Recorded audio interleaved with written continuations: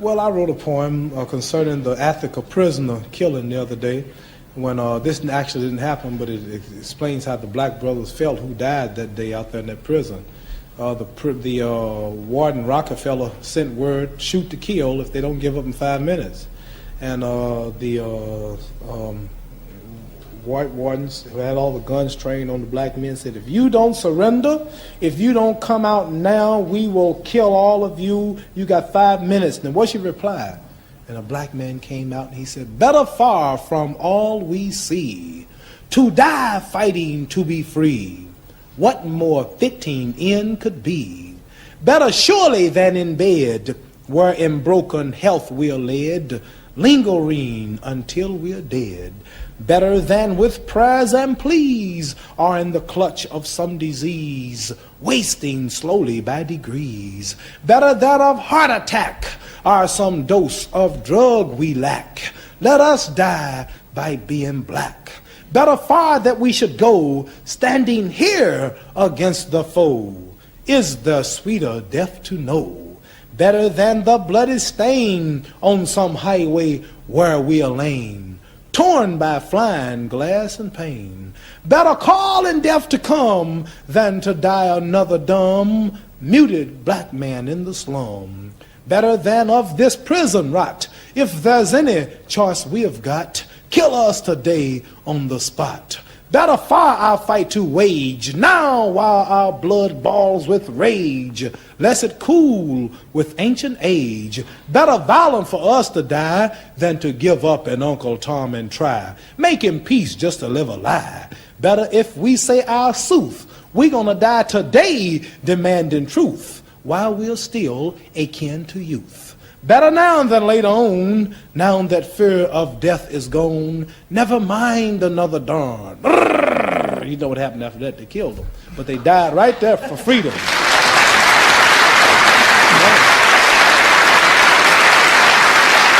One thing, and to show that those black brothers, when they said they've been mistreated in prison, behind the closed doors, they had a good point, and I believe them. They were treating unhuman because the officials of that prison said unto the world that they sliced the throats of the guards, and that's when they shot. But the doctor, who was also white, gave the black men justice. He could have sliced the throats and just said it since they were dead. But he said not one throat was sliced. So the prison officials lied to the world, said that them men sliced the throats before he shot them. If they lied to the world, what did they do to them men behind the bars every day before this was revealed, right? Can I ask you, what do you see your own place very clearly as an athlete and as a figure in this particular dispute we've been talking about? What about other black athletes, Mohammed, like, say, take Patterson as an example, or what Patterson? The others, Floyd Patterson? Oh, he's completely opposite from me. Yes. He ain't no way like me. Yes, precisely, that's why I'm asking you about it.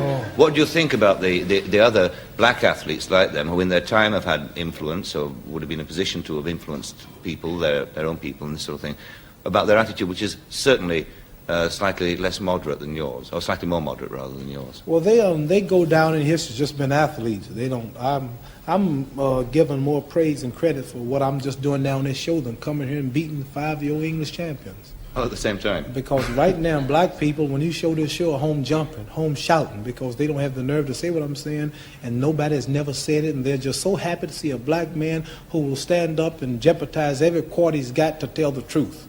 So, like Floyd Patterson and other fighters, they just don't take part. They make $1 million, they get them a Rolls Royce, they get them a nice home, they get them a white wife. Well, I made it, America's great, and the rest of them catching hell, and he won't say nothing. But when one man of popularity can let the world know the problem, he might lose a few dollars himself telling the truth, might lose his life. But he's helping millions. But if I kept my mouth shut just because I can make millions, and then this ain't doing nothing. So I just love the freedom and the flesh and blood of my people more so than I do the money. You can take it sure and play it right in Washington, let Nixon hear it. Right? And I'll be happier. See, so I'm not ducking and running from nothing, and this boldness and telling the truth makes me just overshadow sports greatly. You couldn't get Joe Frazier no box on this show and get an interesting subject like this. Nothing to talk about. How do you feel, champ? I tell you, run for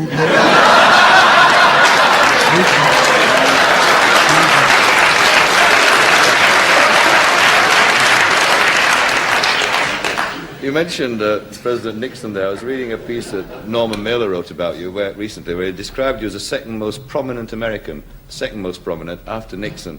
We might dispute that. But would you like to be president? No. No? No, sir. Too dangerous. Like, in other words, here's a ship. People are dancing on the ship. A lot of money's on the ship. A lot of food's on the ship. And I cannot integrate on the ship. I cannot have equality on the ship. I'm just in the galley working. And I never could get up and see the captain of the ship. Now, all of a sudden, the man tells me, say, come on down. I'll leave out of the galley. I want you to come up here and have something to drink. What do you want? And giving me number one spot. From the galley to the number one spot. I said, this ship must be sinking. Why is he so nice to me now? What moved him to call me up here? Black men have been males now. One might be the president. America's in too much trouble. I don't want that job now. Something to think about, ain't it? Right. Can I, to lighten it a little bit, away from the political thing for a while, I saw a picture of you in the paper 2 days ago, I think it was, cornered by a group of fans, mainly women, in a supermarket somewhere. Can I ask you what the problem is, if it is indeed a problem to you, about being regarded as one of the world's most attractive men and the kind of fan adulation you have from women? I find what? Fan worship. From who? Women. Oh, I don't pay no attention to it. I don't consider myself a no attractive man. People like Tom Jones, he's in that rank, and Elvis Presley. I'm not nothing like that. Well, whether you want it or not, you are. I mean, people for years have been saying you're one of the most attractive men in the world. I know it. I was just...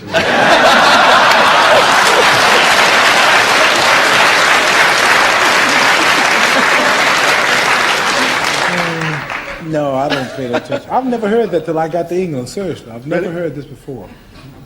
I've never heard this before, but I don't pay no attention. I just try to stay halfway decent looking, because boxing's a rough sport, and you get hit a lot. And right after the fights, I run right to the dressing room, run right to the mirror, and I check and make sure I'm still, presentable. It's a rough sport being pounded on all the time. A lot of people's features change, mainly when I fight them.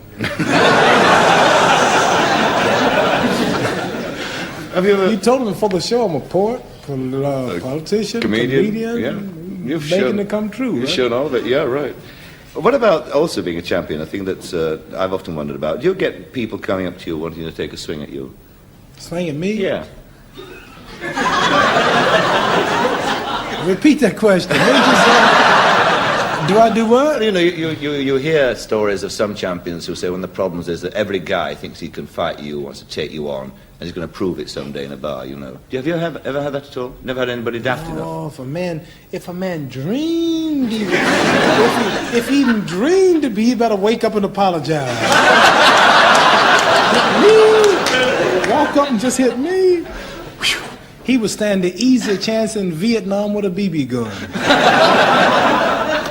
No, I don't. I've never noticed that. You see movies of fighter or gangsters or somebody come up and hit him. I don't have no trouble like that. Yeah. Never.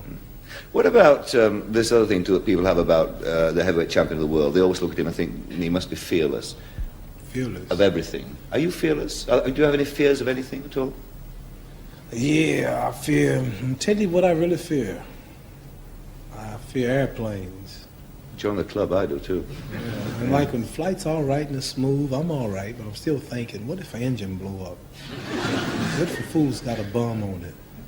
I mean, all of these, I look at the, I go up to the cockpit and I look at all these things they're messing with, and I say, what if one thing is just off? And we're between America and England over the ocean. I said, where would we land? Even if he don't blow up and he don't crash, where will we land? And when we land, will I be able to get my life raft out? Then when I get it out, how long will it be before they find us? Because it's night, you know. Yeah. And then will a shark come and bust the thing? And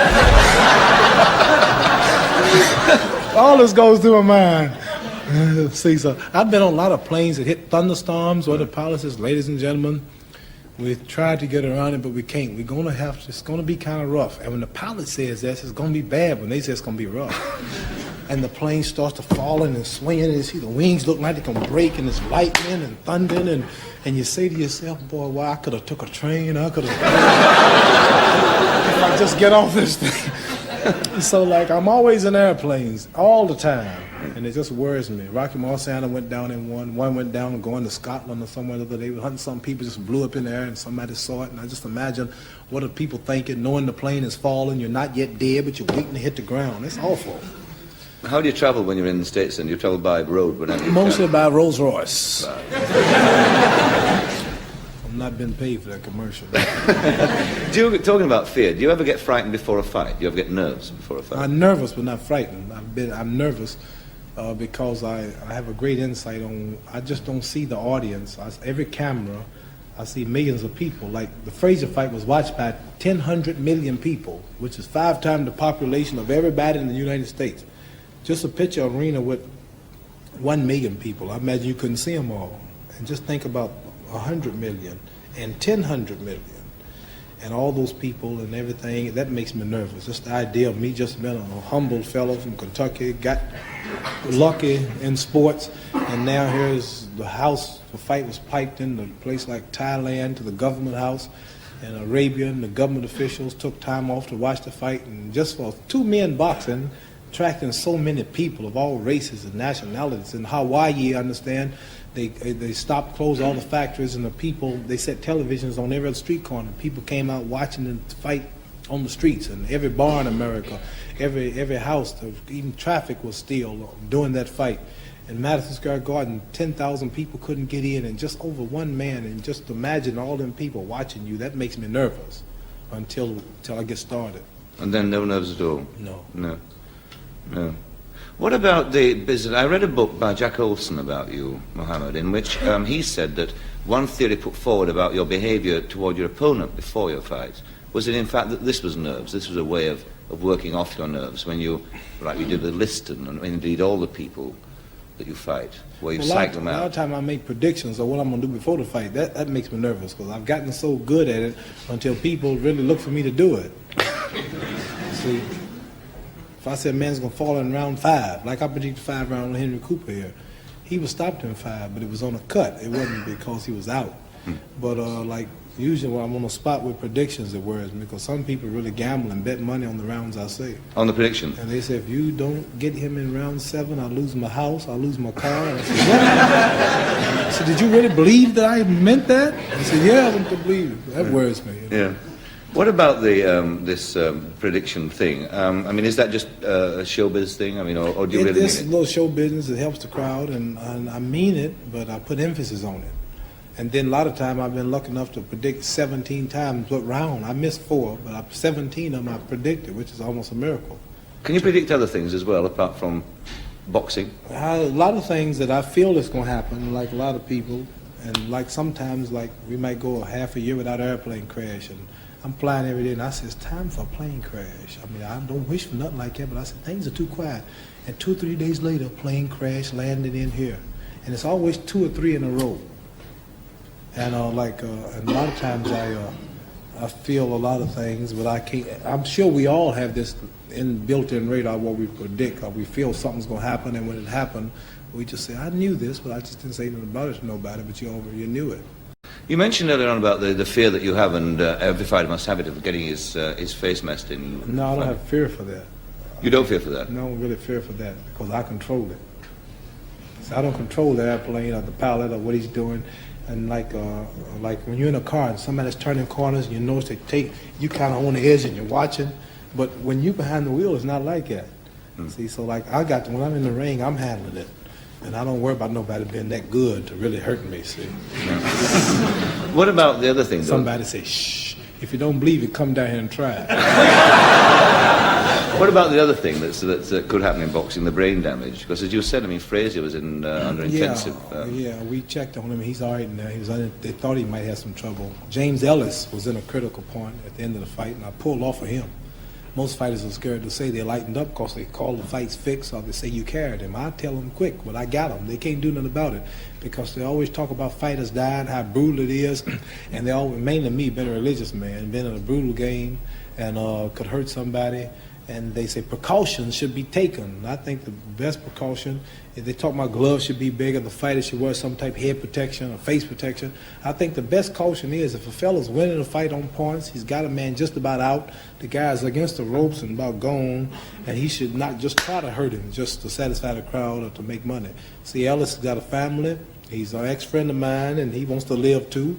And it's really silly when you think about fighting. I look at other fighters fighting, I say, I must be a fool. Here are two men like two roosters. You know them cockfights. They take two roosters and they put them out, and they put knives on them, and the roosters are fighting each other, and they're not even mad, don't know each other, and just to please somebody.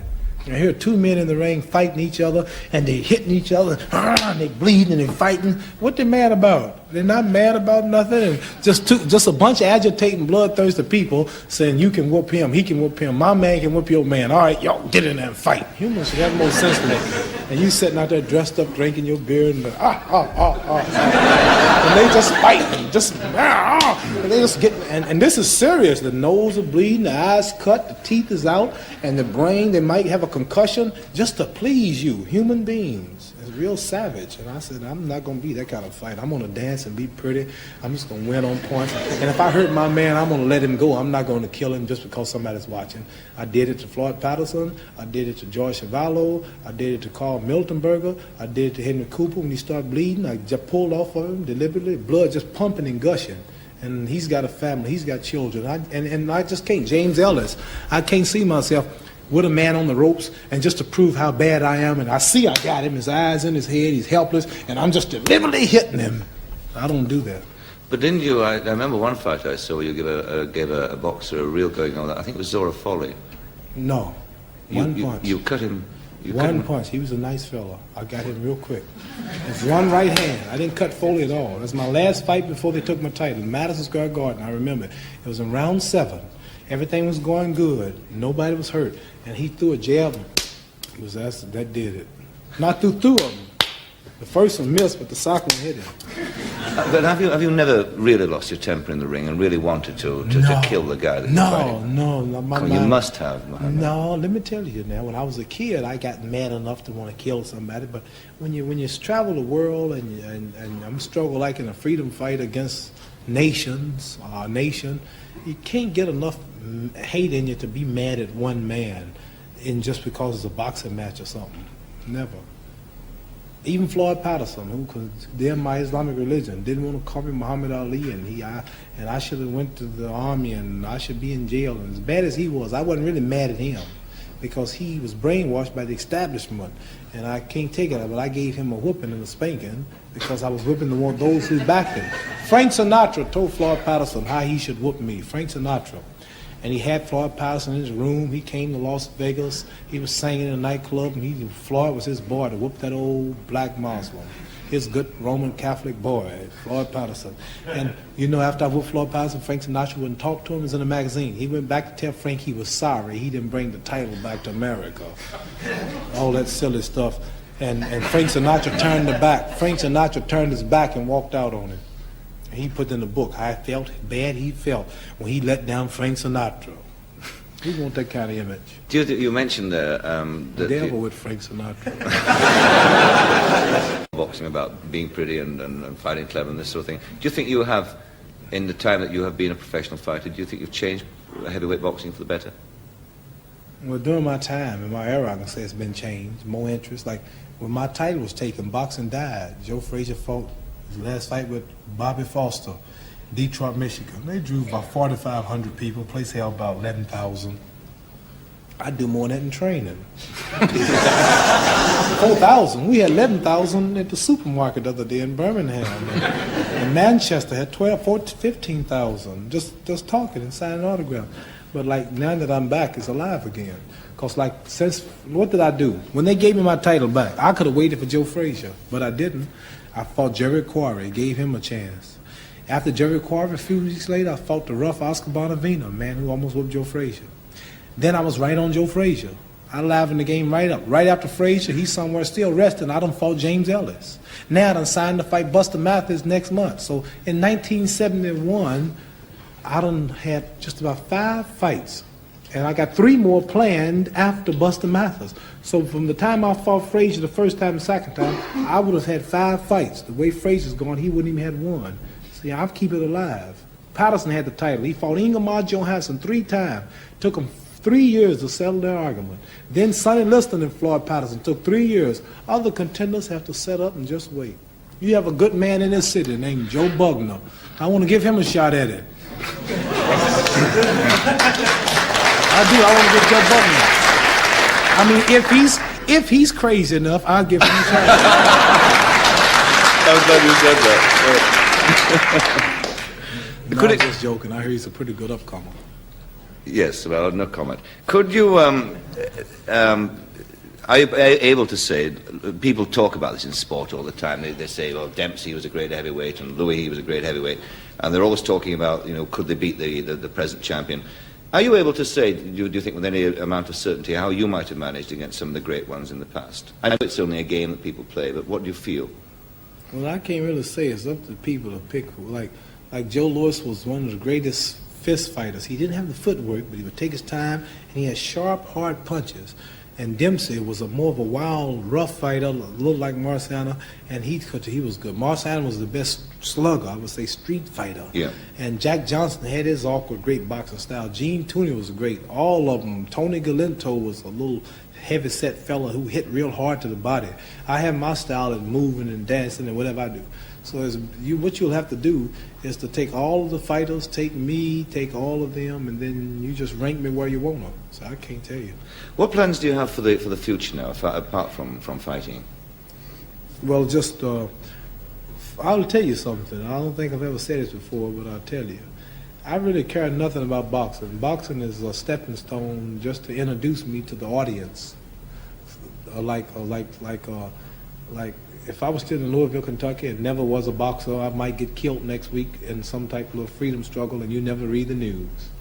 But now, if I'm even say the wrong thing, it makes news. So like, boxing is just to introduce me to the struggle. Like when I speak, I draw people in the States to draw my people, to teach them various things, which will give them dignity, pride, and self-help, and go for self, and help the ghetto, and help the dope, prostitution problem, the juveniles, and I use my image to help or do all I can to stop a lot of trouble among our own people fighting and killing each other. So boxing is just going to be another year, but my main fight is for freedom and equality, and this is what I plan to do in boxing. It's good for livelihood, but mainly money don't really mean nothing, because I proved that when I gave up the title, not knowing if I'm coming back or not for 4 years, and they let me back on my terms. I didn't deny nothing, I believe. It's still the same everything. So even today, if my title hadn't been given back to me, if I got such in poverty where I had to go find a job, I would have did that. But I made a good living speaking in colleges, because the war got unpopular, and so many black militants were trying to do all they could, and I was naturally right in the middle of all of it and represented it, and that kept me alive. But if I couldn't fight, I would still not be fighting. So number one comes freedom first for my people, equality, and this is what I plan to do after I'm through fighting, working with nothing but the people, the little people in the alleys, the wine heads, the downtrodden people, going out among them and helping them with my image. Do you find that the people's attitude in America changed towards you? Those that criticized you at the time when you refused to go in the army, afterwards, 2.5 years when Vietnam became an unpopular war, do you find their attitude had changed towards you? They're you on became my a hero? side only for reasons of war, not religion, not for my people's freedom. No. I was involved in something that they didn't like, and I was involved in something that they later agreed with me on just that subject. But the same people that are with me for not going to Vietnam because that saves them and their children, the same people will give me hell if I turn around and say, now listen to free my people now. Yeah. So they're with me only on that part of my belief is the war. That's all, not for my freedom. Yes. Mohammed Ali, can I ask you, before we have to close down, sadly. 1 hour's gone by already? Yeah, already. Boy, hard to time believe, flies when you're in good company, don't it? There's talk of a rematch with Frazier, and anybody who saw the first fight, I'm sure would be, that's what they want to see, because it was a great fight. It was one of the best fights I've ever seen, I think. Are you going to make a prediction about your return? Well, I have a poem. We got 1 minute? 1 minute, easy. The poem goes like this. People say, what's going to happen? You meet Joe Frazier again. Here's how the fight's going to sound on the radio for those who can't afford to buy the expensive theater seats. And the fight goes like this. Ding, Ali comes out to meet Frazier, but Frazier starts to retreat. If Frazier goes back an inch farther, he'll wind up in the ringside seat. Ali swings to the left. Ali swings to the right. Look at the kid carry the fight. Frazier keeps backing, but there's not enough room. It's a matter of time. There Ali lowers the boom. Now Ali lands to the right. What a beautiful swing. And the punch lifts Frazier clean out of the ring.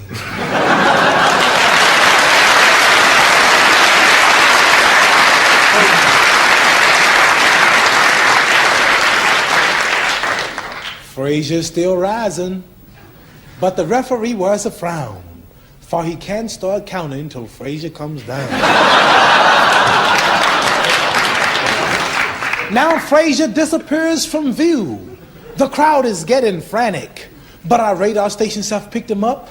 He's somewhere over the Atlantic. Who would have thought when they came to the fight that they would have witnessed the launching of a colored satellite?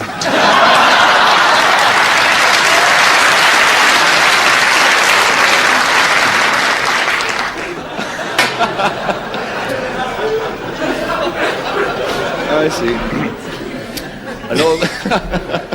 And all that adds up to a new world champion, does it, in the rematch? Yeah, it must have been funny, because y'all see you got a little tear or two away from laughing. If the person laughed until they shed a tear, it was really funny. Yeah. Muhammad Ali, thanks a lot. I really I have one more enjoyed poem about your show. Two seconds. All right. I asked how much money was I getting, for taking up all my time. I used to get a little paid for this. And they said your budget's kind of low and you don't pay too much. So I wrote a poem, and I'm going to close with this. I love your show, and I like your style, but your pay is so cheap, I won't be back for a while.